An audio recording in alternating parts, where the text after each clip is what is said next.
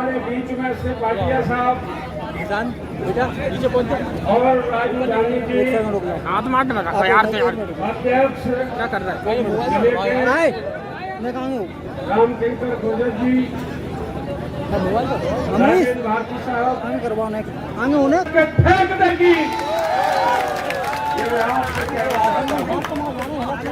और यही नहीं, इसके पहले भी हमने यहाँ पर जो मंत्री की चर्चा बार बार चल रही है, नरोत्तम जी एक गृह मंत्री जी हैं और माननीय गृह मंत्री जी हैं।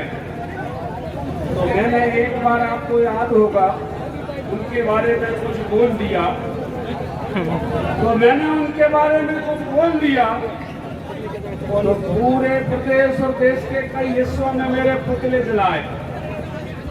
लेकिन मैं आपसे कहना चाहता हूं, दतिया में जो पुतला जलाया गया, नरोत्तम जी के लोगों ने पुतला जलाया, तो पुतला जलाया कम, मेरे पुतले को लात मार करके जाति की गालियां दी गई, लात मार करके जाति की गालियां दी गई और रस्सी से पकड़ करके खींचा गया।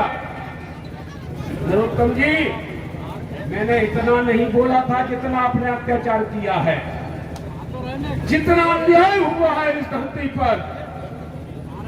लोगों ने कहा कि ब्राह्मण को गाली दी है, क्या मेरे वक्तव्य में ब्राह्मण शब्द आया क्या? आप बताइए, आया? लेकिन लोगों ने कहा ब्राह्मण को गाली दी है।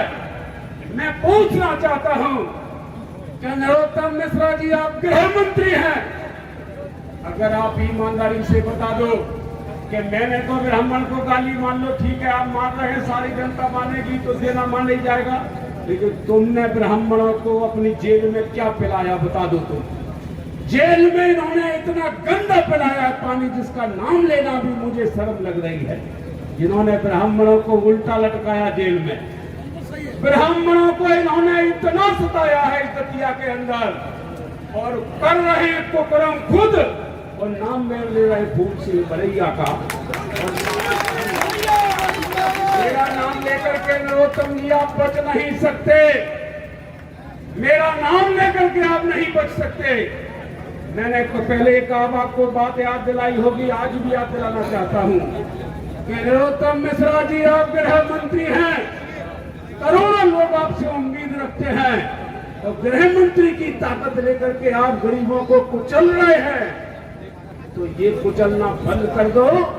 2 महीने के बाद ये अकल हमें भी आ सकती है। और मैं आपको कहूंगा, ये नहीं, हम ऐसा नहीं करते, लेकिन मैंने थोड़ा सा कहा, कितना कहा कि जब हमारी सरकार बनेगी, जिन प्रशासन के लोगों ने एसपी और कलेक्टर की देखरेख में जिन लोगों को जेल में उल्टा लटकाया है, तो फूल सिंह बरैया इस मंच से फिर से दोहराना चाहता है, जब हमारी सरकार बनेगी तो मध्य प्रदेश की सरकार के ही सामने मैं आपको बताऊंगा, चाहे मुझे निवेदन करना पड़े, चाहे मुझे गिड़गिड़ाना पड़े सरकार के सामने, कलेक्टर एसपी को उल्टा न लटकवा दिया तो फूल सिंह बरैया।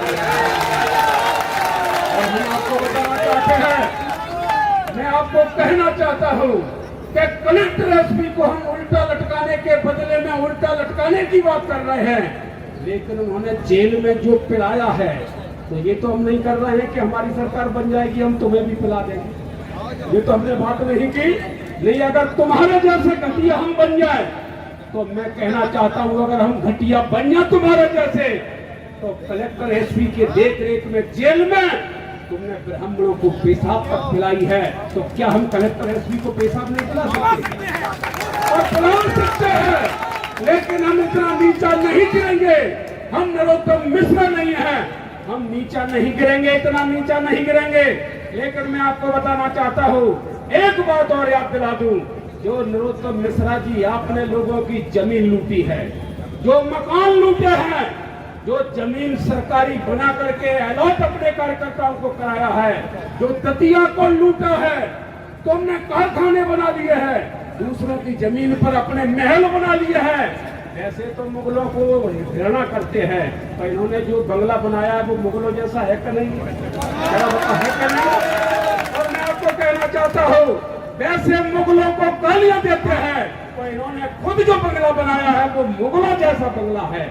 और मैं आपसे कहूंगा कि जब हमारी सरकार बनेगी, फिर से मैं इस बात के लिए आपको वादा करता हूँ कि जिस जिसकी जमीन लूटी है, जिस जिसकी जमीन सरकारी करके इन्होंने अलॉट करा दी है, जिस जिसके मकान पर कब्जा किया है, जिनके साथ अन्याय किया है, और यहाँ तक इन्होंने कई लोगों का मर्डर करवा दिया है, मर्डर करवाया है।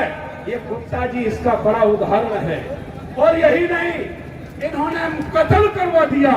तो मैं आपसे कहूंगा कि हम उस जांच को करवाएंगे। उस जांच में अगर कत्ल करने के इल्जाम में अगर 2302 इनके ऊपर लगता है तो हम लगाने में पीछे नहीं हटेंगे। और यही नहीं, मैं वादा करता हूं कि ग्वालियर की दतिया की जनता अपने कागज दिखाती जाएगी, अपने रजिस्ट्री दिखाएगी और नामांकन दिखाएगी और मकानों की परमिशन दिखाते जाएंगे, और एक एक करके लूटी हुई संपत्ति दतिया को वापस की जाएगी। ये मैं फिर से आपसे कहना चाहता हूँ। और जिनका सम्मान लूटा गया है उनका सम्मान पुनः बहाल किया जाएगा। ये मैं आपसे वादा करता हुआ अपनी बात को यहीं विराम देता हूँ, क्योंकि समय कम है। सभी को धन्यवाद। जय भीम, जय भारत।